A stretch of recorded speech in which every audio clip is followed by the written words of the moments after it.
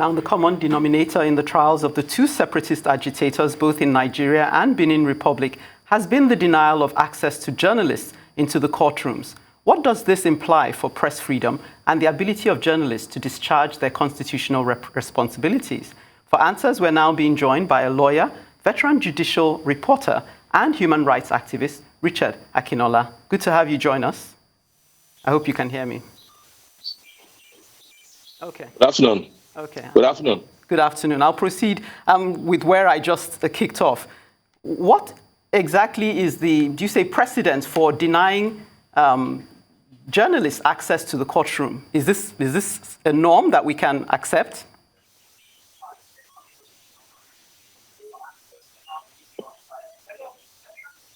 Mr. Akinola, would you like me to repeat the question? Well, the precedents, and because of the, I can hear you. I got the question.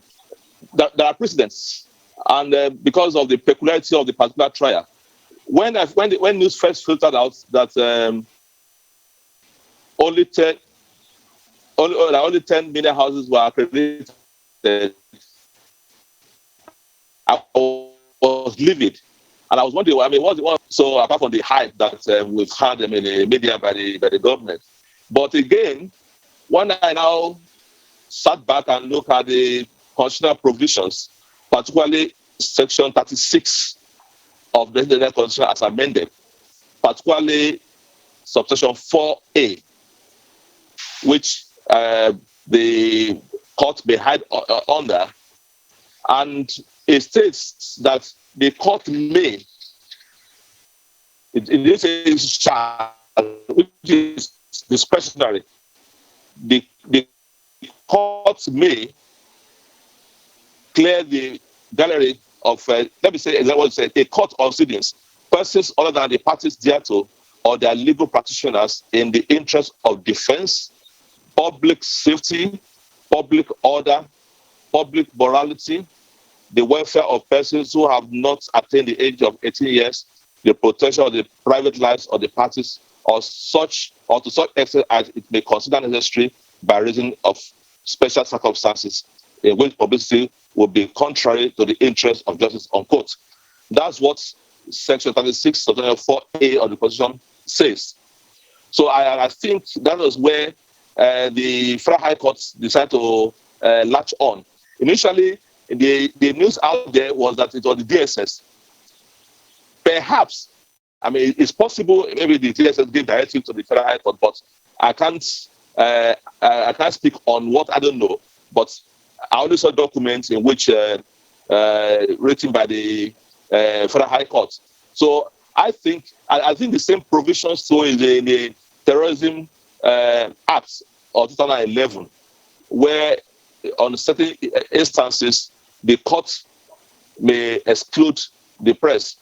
But of course, when I look at the two sides of it, because it comes to the issue of credibility of the trial itself, because of all the hoopla, all the noise about the trial, if you don't get all the media houses inside, then it puts a question on the credibility of the trial. Because the media houses that have been excluded, including Arise, Silver Bell, and the rest of them, how are they going to report? Because if you misreport the proceedings, you are liable to contempt. So in attempt not to run foul of courts, how are they going to report? Because they will rely on reports sent in to them by their colleagues. So, but I think that since the court is now on vacation, and the case, the matter has been adjourned till October 21, I think it will be in the interest of justice, in interest of the media, for the leadership of the Nigerian Union of Journalists to discuss with the Chief Judge of the Federal High Court. With this, we have 2.5 hours to work with. That look, this thing cannot happen. You can't just shut out the media and allow some to cover this. It doesn't make any sense. All right, Richard, permit me to come in here. What's the role that the NBC, talking about the Nigeria Broadcasting Commission, and also the NPC, the Nigerian Press Council here in Nigeria, what roles do they play to ensure this does not happen probably moving forward? Look, my friend, my brother, you know that, you know what the other current of that, what has happened in the past few weeks? As a matter of fact, they'll be so happy. The Nigerian Broadcasting Commission will be so happy. And of course, I mean, the MB's, Nigerian Press Council has not been active for some time because the Federal Ministry of Information has always, I mean, been breathing down the neck of the Nigerian Broadcasting Commission.